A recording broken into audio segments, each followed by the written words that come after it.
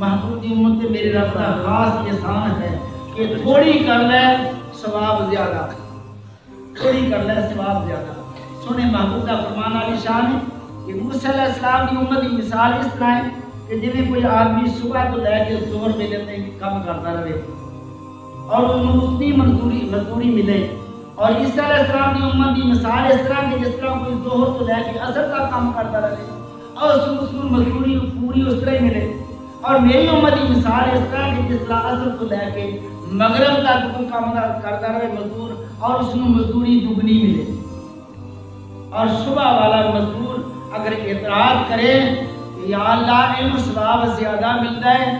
میں نے ثواب بھی اتنا ملیا کام میں زیادہ کیتا ہے، تو میرا رب فرماتا ہے ذالک فضل اللہ یؤتیہ من یشاء واللہ ذو الفضل العظیم، یہ میرا فضل ہے، یہ میرا کرم ہے، میں تیرا حق تیری بات کو دیتا، تیرا حق تو تینوں مل گیا نا، میرا فضل ہے، میں جو چاہا عطا فرما دے۔ اللہ اکبر۔ یہ سب تو لے کے مغرب تک کام تھوڑا ہوتا ہے، ٹائم تھوڑا ہوتا ہے، اینا کا کام کر لے خدا کی قسم زندگی بن جائے۔ 9 سال ہزار سال گزارنے والے گزر گئے نے، تیری عمر تھوڑی، تیری عمر تھوڑی، مگر میرا رب دیا جزاواں، میرا رب دا احسان اور اے فضل کرم نہ ہوتا تے تیرا کی بننا سی۔ میرا رب کائنات کرم فرمائے۔ میرے دوستوں دکھ دیاں گرداں بھی عرض کرنیاں نے، رب کائنات سانو فکر دی توفیق عطا فرمائے۔ رب دے عذاب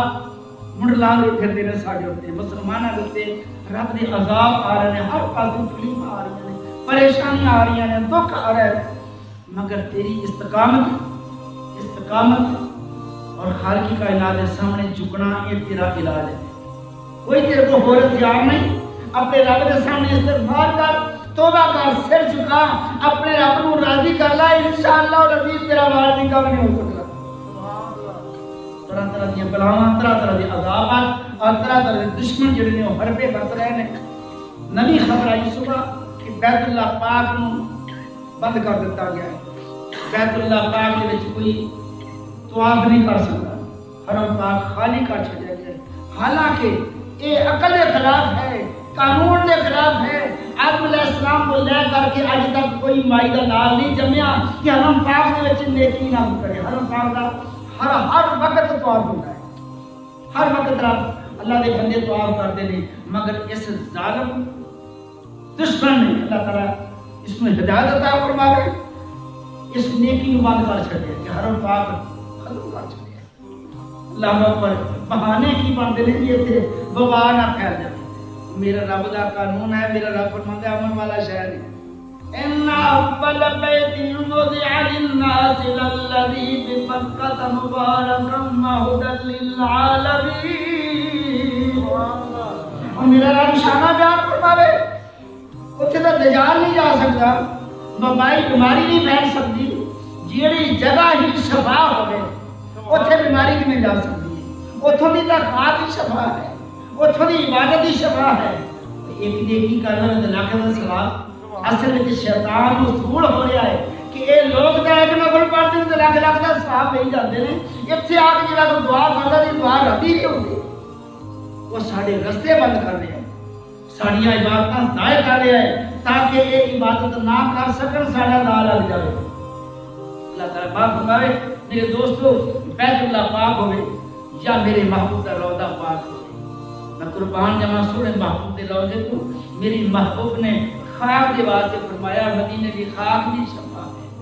مدینے کی خاک بھی شفا ہے، مکہ پاک کی خاک بھی شفا ہے۔ یہ لوگ آخر لیے تھے وبائی بیماریاں پھیلتی نے، وباواں نوں بند کرنے واسطے، وباواں نوں روکنے واسطے بیت اللہ پاک ہے،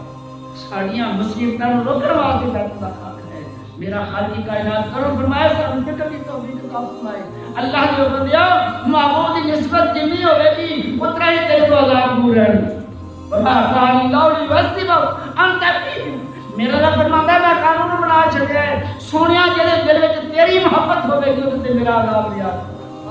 آ میرے محبوب نال تعلق جوڑ لے، خدا دی قسم یہ عذاب تو بچنا ہے۔ باقی قوماں تباہ و برباد ہو جان تے بے شک ہو جان، پر تیرے وچ یار دی محبت ہوے تیرے دل وچ تے تینوں کوئی وبا نہیں نقصان پہنچا سکتی۔